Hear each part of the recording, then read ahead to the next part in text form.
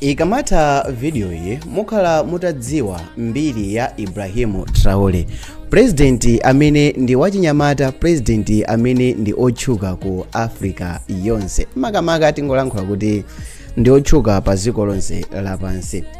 Tiyeni tikhale limodzi. Dzina langa ndine Sam Mavita.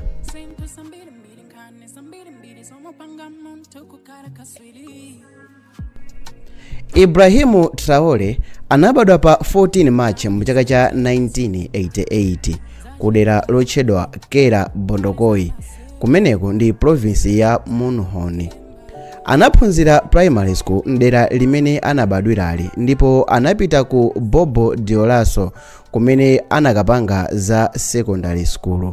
Iyeyu ku secondary anali mwana wofasa komanso wa nzeru. Mu 2006 anaphunzira za geology pa University of Ouagadougou. Iyeyo anali membala wa gulu la ophunzira achisilamu, kapena kuti analowa nawo mu gulu la achisilamu makamaka limene lila ophunzira. Komanso anali nawo mu gulu lija la Marxist National Association of Students kumeneko ku Burkina Faso.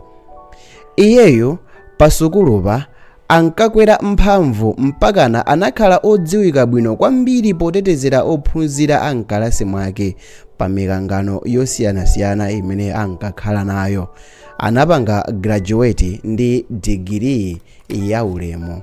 Ibrahim analowa gulu la asilikali mchaka cha 2009 ndipo iyeyo analowa gulu lija la Army of Burkina Faso, ndipo anapanga graduate pa Gorgeous Naono Military Academy, ndipo anatumizidwa kupita ku Morocco kukapanga matraining othana ndi ndege mlengalenga, ndipo kusatira maphunzirowa anatumizidwa ku Kea.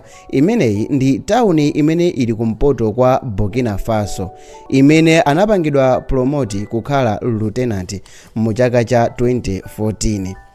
Traore analowa nawonso gulu la MINUSMA limene limakhazikitsa bata ku Mali, ndipo mu 2018 anazindikiridwa ngati msilikali wa MINUSMA amene anali opanda mantha, kapena kuti anapanga zinthu mopanda kumuopa munthu wina aliyense, kapena mopanda kuopa munthu, pomenyana ndi zigawenga za dera limeneli la Timbuktu.